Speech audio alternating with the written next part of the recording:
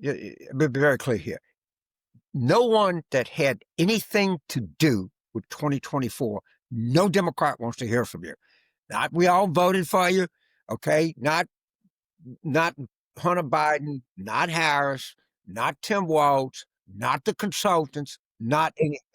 The 2024 has left such a lingering bad taste in Democrats. We just get out of the way. That's what I believe.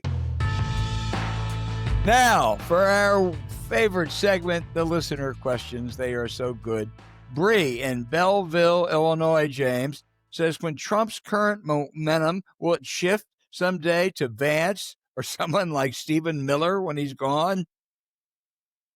And I don't know what order the show is, so if it's in a different order. What I keep hearing is the people that know these issues, particularly national security and foreign policy, is just are more afraid of Vance than they are Trump. Because Trump he just does whatever he wants. He's a pretty stupid. Vance is anything but, and they think he's a real threat. I presumably, but let's just say, I don't want to wish this on anybody, but Trump just was not president in a week, and Vance was there. Apparently, Vance will be able to say he was picked by Donald Trump, which I think would give him a huge leg up, unless Trump, which you don't know, he would know what he would say, or if he would say somebody else, and that would have a huge effect. But there is no Republican Party. I can't emphasize that enough. We talk about Ronald Reagan. Donald Trump and Ronald Reagan, it couldn't be any more unlike people. Totally. James, I got a prediction, which it's 3 years away, so it's always safe to make because hopefully no one will remember.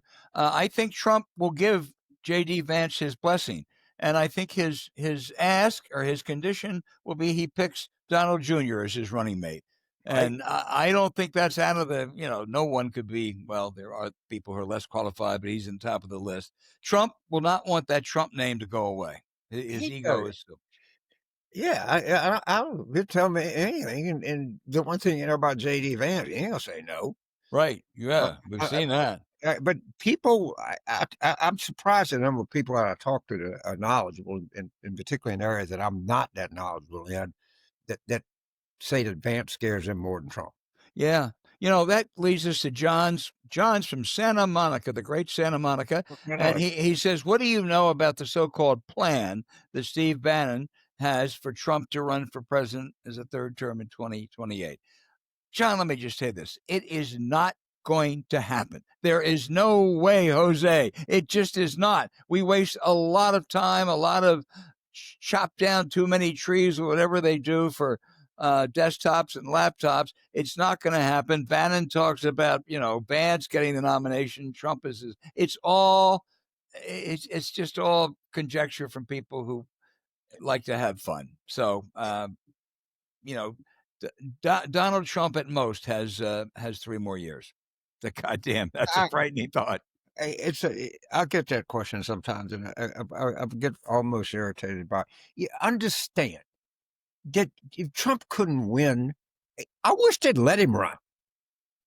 Okay, I don't think he's anywhere close going to be sufficiently healthy in another 3-something, over 3 years to do anything. But he would lose so bad, and I don't look. The Supreme Court, the language of the 22nd Amendment couldn't be any clearer. I don't think they give a shit. The language of the 14th Amendment couldn't be any clearer. Right. You think that they cared if this is if this would protect corporate power? John Roberts don't give a shit. What do you mean? Clarence Thomas give him an RV to go to Nebraska football game, or Leo give him a fishing trip or whatever he wants. But they're not going to do that because they know that Trump would get slaughtered. The only way he won was that we almost forced people to vote for him. And annoyed would he been elected in 2024 is we ran today. There's no way he would win an election.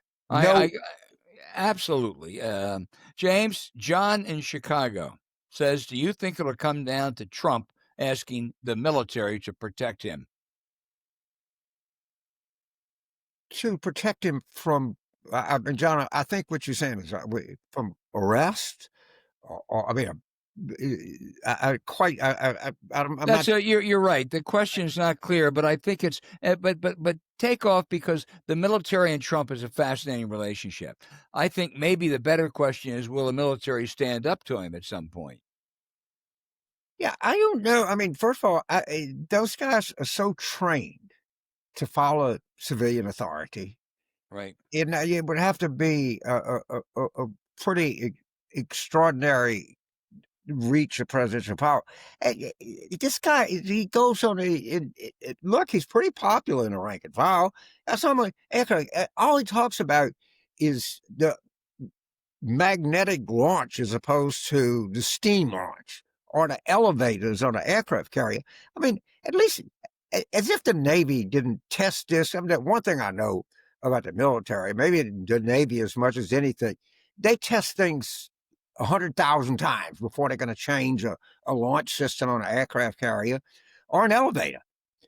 If you stop and you think about it, an elevator is a real critical part of an aircraft carrier, because if you can't get the aircraft on the deck, you're not going to do any good. But I don't know, but it'd have to be something pretty extraordinary. Now, what they're doing is they're leaving, they're retiring.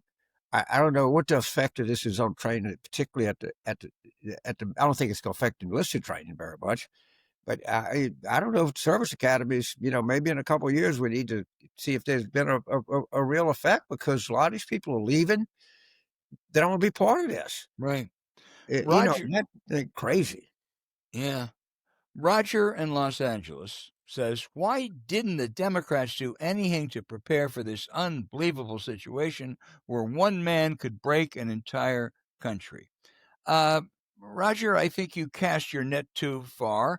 I think in 2016, Hillary Clinton, who should have been the Democratic nominee, just ran a really bad campaign. She should have beaten Donald Trump. But the villain this last time was very simple. It's Joe Biden. Joe Biden said he would serve as a bridge. He was aging, clearly. I saw the other day that Hunter was furious at Obama for helping him off the stage at that LA event in 2024. For God's sakes, he needed to be helped off the stage. He was a doddering old man. And if Joe Biden, I'll go to my deathbed thinking if Joe Biden hadn't run, there would have been competitive primary. Some Democrat would have prevailed and beaten Trump. But I think the Democrats as a party have a lot of problems, to be sure. But I think the primary responsibility for Trump today rests with Joe Biden. That's like saying I'm going to go to my death believing in gravity. Yeah. You're right. Yeah. I mean, and we'll talk about in terms of Hunter Biden. Look, he did some really stupid goddamn things. $50,000 a month from the Ukrainian energy company. I mean, if he cared so much about his father, it looks like he wouldn't have done so much shit to embarrass him. Absolutely. Getting him on the phone and whatever. And I don't criticize President Biden for pardoning his own son. I think he was a target of malicious prosecution, but I think he was guilty of some shit. Okay, Yeah. He wasn't like Chelsea Clinton or Right. Obama Right. or anything like that. He was not. Right. He traded on his family name, but it would look like after you've gone through all of that, you would do the simple thing and just shut the fuck up. Right. Okay. Speaking of that, James, that leads us to the next question from Michael in Maquon, Illinois, who says, is it time for Kamala Harris to step off the stage? Why does she seem like she's going for a comeback? Well, okay. Be very clear here. No one that had anything to do with 2024, no Democrat wants to hear from you. Not we all voted for you, okay? Not Hunter Biden, not Harris, not Tim Walz, not the consultants, not anything. The 2024 has left such a lingering bad taste in Democrats. We just get out of the way. That's what I believe. Next, John in Gurnee, Illinois asks, would it do any good for members of the Supreme Court bar to start resigning in protest of the court's horrible decision? Wouldn't do much good. It's not going to happen. These are people who have clients who argue before the court. I do think, however, the critics should not let up. I think that this Republican Supreme Court, they're going to probably undo the final vestiges of the Voting Rights Act. They have let Trump get away with just horrible things, going back to their first decision, which encouraged a lot of this in June of 2024. So I don't think the bar members resigning would help, but I think the criticism ought to be direct. It ought to be, high level. But what this court's doing is, somebody wrote the other day, I think it was Ron Brownstein, it goes back to what the right-wing court was doing, at the turn of the last century, when they were trying to undo all the progressive measures. Well, I look, these guys arrogant. They are there at the service of corporate power and the Republican Party. I would remind our viewers that nowhere is it written that they has to. It's a statute that says you have to have 9. It's not a constitutional provision. I don't think the Democrats need to run on that. But if they win, just jack up the number to 13. Why not? Mitch McConnell let it be at 8 for the entire year of 2016. I mean, if this is what they're going to do, then why are we stuck with this shit? And if they say it can't go to 13, then send a goddamn army in and take them out, of which the commander-in-chief could do. But it's a very serious, very, very serious problem. If we didn't get to your question this week, please send them in next week. It's so hard to choose because there's so many good ones, and we really, really appreciate it. You make us think, and you're, as I say, it may be my favorite segment, but keep those questions coming.